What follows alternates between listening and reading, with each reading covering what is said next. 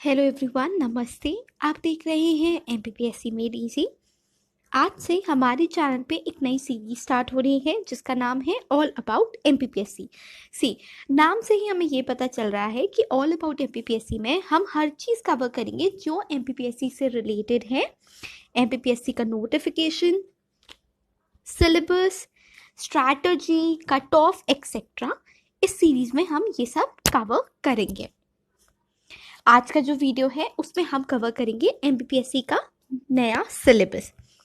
Okay, अब इस series में हम सिर्फ एमपीपीएससी के सिलेबस को डीकोड नहीं करेंगे, पर साथ ही साथ हम इस सिलेबस को एनालाइज भी करेंगे। एनालाइज करने से हमें ये पता चलेगा कि अब जो ये नया सिलेबस है उसका क्या असर पड़ सकता है हमारी अपकमिंग पेपर्स पे।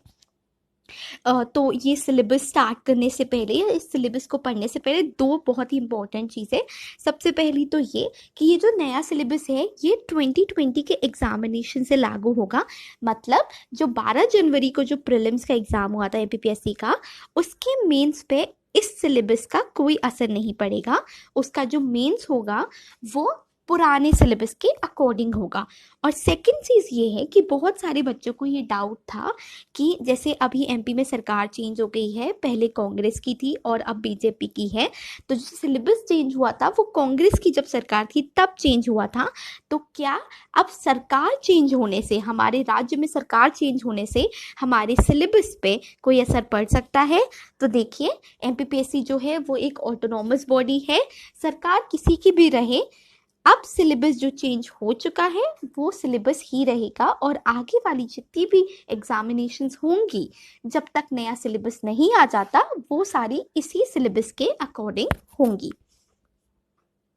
ओके, ये जो सिलेबस है ये हमने एमपीपीएससी की ऑफिशियल वेबसाइट से डाउनलोड किया है। इसका लिंक डिस्क्रिप्शन बॉक्स में होगा, तो आप उस पर क्लिक करके उसको डाउनलोड कर सकते हैं और उसको एनालाइज और पढ़ भी सकते हैं। तो चलिए अब वीडियो की शुरुआत करते हैं।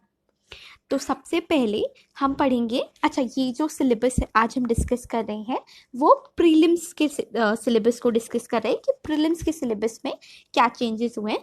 तो सबसे पहले हम स्टार्ट करते हैं जीएस पेपर 1 के सिलेबस में क्या क्या चेंजेस हुए हैं। तो अगर हम थोड़ा सा समराइज करें तो एमपी के सिलेबस में ज़्यादा चेंज नहीं हुआ है। एमपी का जो सिलेबस है वैसा का वैसा ही है। पहले भी हम एमपी की history, geography, economy, art and culture ये सब पढ़ते थे, अभी भी हम वही सब पढ़ेंगे। बस डिफरेंस ये है कि अब हम ज़्यादा डिटेल में पढ़ेंगे और अब एमपी के जो क्वेश्चंस हैं वो काफ़ी डिटेल्ड क्वेश्चन आएंगे। इससे एक एडवांटेज भी हो जाएगा एमपी के स्टूडेंट्स को कि जैसा कि हमें एक्चुअली पता है कि एमपी का जो पेपर है, एमपीपीएससी का जो पेपर है, वो काफ़ी अदर स्टेट्स के बच्चे भी भरते हैं। तो अब एमपी वालों को ये एडवांटेज हो जाएगा कि क्योंकि एमपी उनका स्ट्रॉन्ग सब्जेक्ट होता है, तो उनके सिलेक्शन के चांसेस ज़्यादा रहते हैं।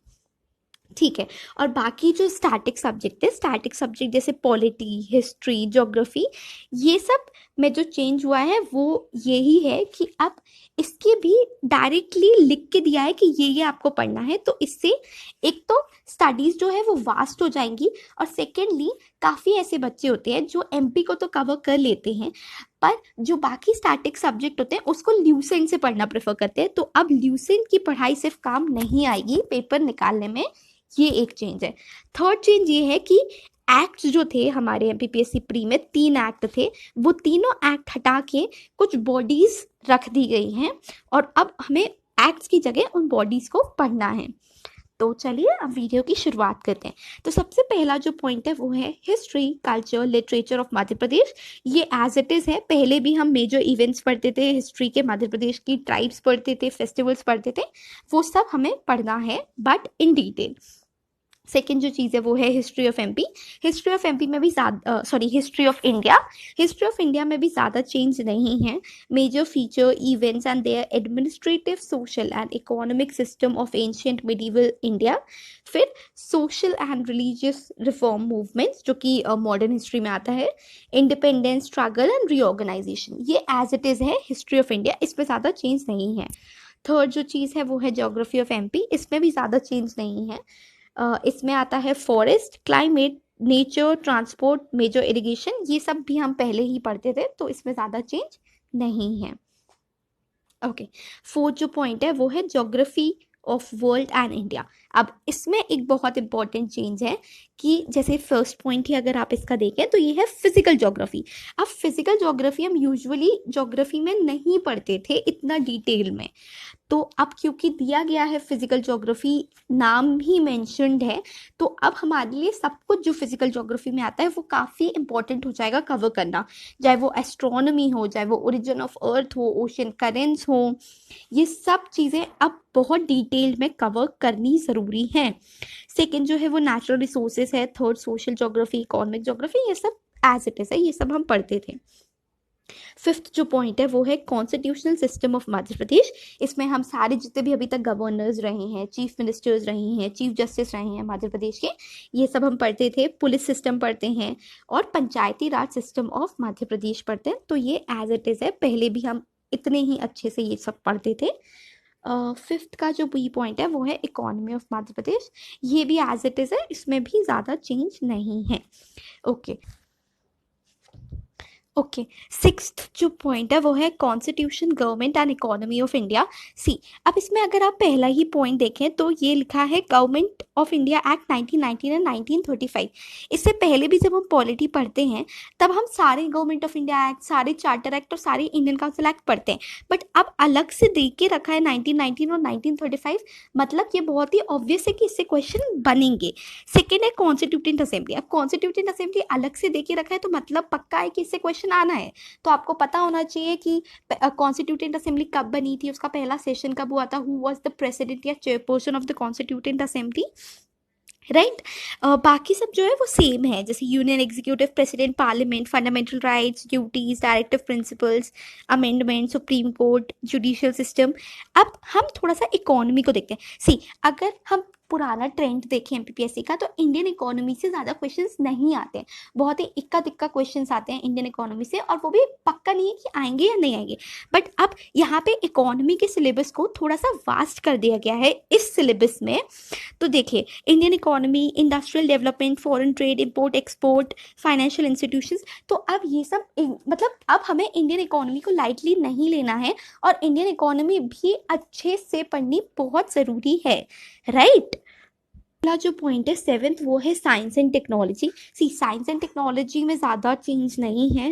अगला जो पॉइंट है वो है current affairs and national affairs. See, अब इससे पहले जो सिलेबस था उसमें स्पोर्ट्स अलग से एक सेगमेंट हुआ करता था, बट अब स्पोर्ट्स को करंट अफेयर्स में ही इंक्लूड कर दिया गया है। फाइन, नाइन्थ जो पॉइंट है वो है इंफॉर्मेशन एंड कंप्यूटर टेक्नोलॉजी या कम्युनिकेशन टेक्नोलॉजी। इसमें यहाँ पे अगर आप देखें तो एक अलग से एक पॉइंट ऐड किया है, वो है ई गवर्नेंस। तो अब सरकार जितनी भी एप्स लेके आ रही है ई गवर्नेंस के लिए, चाहे वो माई गवर्नमेंट पोर्टल हो, चाहे वो कोई भी अलग एप्स हो, वो सारी आपको पता होनी चाहिए और उन सब के बारे में आपको पता होना बहुत इंपॉर्टेंट हो जाएगा। लास्ट जो चीज़ है वो है national, regional, constitutional and statutory bodies. See, इससे पहले जो हम ये सब जितनी भी बॉडीज़ है वो हम पॉलिटी में कवर करते थे, बट इतना डिटेल में नहीं कवर करते थे, पर अब अलग से एक सेगमेंट बना दिया गया है बॉडीज़ को, तो अब हमारे लिए बहुत इंपॉर्टेंट हो गई हैं बॉडीज़। जैसे फॉर एग्जाम्पल सबसे पहला जो दिया है वो इलेक्शन कमीशन। अब हम जब पॉलिटी पढ़ते हैं तो हम ये पढ़ते हैं कि इलेक्शन कमीशन जो है वो part 15 of the Indian constitution में है, आर्टिकल 324 से 329 इंडियन कॉन्स्टिट्यूशन के जो हैं वो इलेक्शन कमीशन के लिए। पर अब हमें सारे आर्टिकल्स भी याद होने ज़रूरी हैं इलेक्शन कमीशन के। फिर है स्टेट इलेक्शन कमीशन और UPSC, MPPSC, comptroller and auditor general. जैसे अगर आप 2019 का क्वेश्चन पेपर भी देखें तो उसमें पूछा गया था कि कौन सा आर्टिकल डिफाइन करता है powers and duties of CAG, तो उसमें भी ये क्वेश्चन आया था। फिर है NITI Aayog, human rights commission, women commission, ये सब अब जितने भी कमीशन है इसमें यहाँ पे आप देखें तो एनजीटी भी है, तो ये भी एनजीटी भी इतना इंपॉर्टेंट हो गया है। आपको पता होना चाहिए कि एनजीटी 2010 के नेशनल ट्रिब्यूनल एक्ट के अंतर्गत बना था। फाइन, अब अगर हम देखें कि second paper which is general aptitude test या सी सैट में कुछ डिफरेंस हुआ है या कुछ चेंज हुआ है कि नहीं, तो सी सैट में कोई चेंज नहीं हुआ है। पहले कॉम्प्रिहेंशन था, इंटरपर्सनल स्किल्स थे, बेसिक न्यूमरेसी थी, अभी भी वो सब है। बट अगर आप 2019 का पेपर देखें तो इस पेपर में इसका जो सीसैट का स्टैंडर्ड है वो काफ़ी अच्छा था। इवन रीजनिंग के काफ़ी डिफ़िकल्ट क्वेश्चंस आए थे, और मैथ्स में मेंसुरेशन और हाइट एंड डिस्टेंस तक के क्वेश्चन आए थे। तो यस, इसको भी आप लाइटली नहीं ले सकते, बिकॉज अगर आपको पेपर क्लियर करना है तो सीसैट भी क्लियर करना ज़रूरी है, चाहे वो सिर्फ 33% से ही क्यों ना हो। तो ये पेपर को भी हम लाइटली नहीं ले सकते। Okay, so that was it for the video. Thank you so much for watching. तो आज के इस वीडियो में हमने ये देखा कि MPPSC प्री के सिलेबस में क्या क्या चेंज हुए हैं। तो हमने बेसिकली 3 बातें नोट की। पहली तो ये कि हमें MP काफ़ी डिटेल में पढ़ना है। अब MP की हमें हर चीज़ बहुत ही ज़्यादा अच्छे से पता होनी चाहिए। सेकेंडली ये कि अब हमें स्टैटिक सब्जेक्ट को लाइटली नहीं लेना है।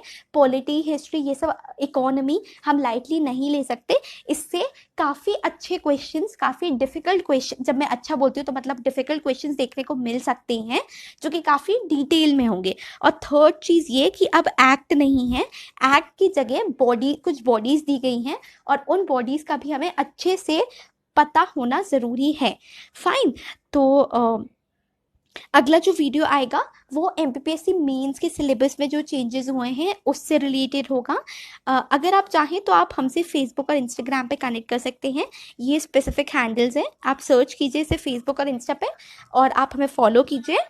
एंड आई होप आपको ये वीडियो अच्छा लगा हो, और अगर आपको ये वीडियो अच्छा लगा हो तो प्लीज़ इस वीडियो को लाइक कीजिए, अपने दोस्तों के साथ शेयर कीजिए, जिससे ये वीडियो उनके लिए भी मददगार रहे। और हाँ, इस चैनल को सब्सक्राइब करना ना भूलें। Thank you so much for watching.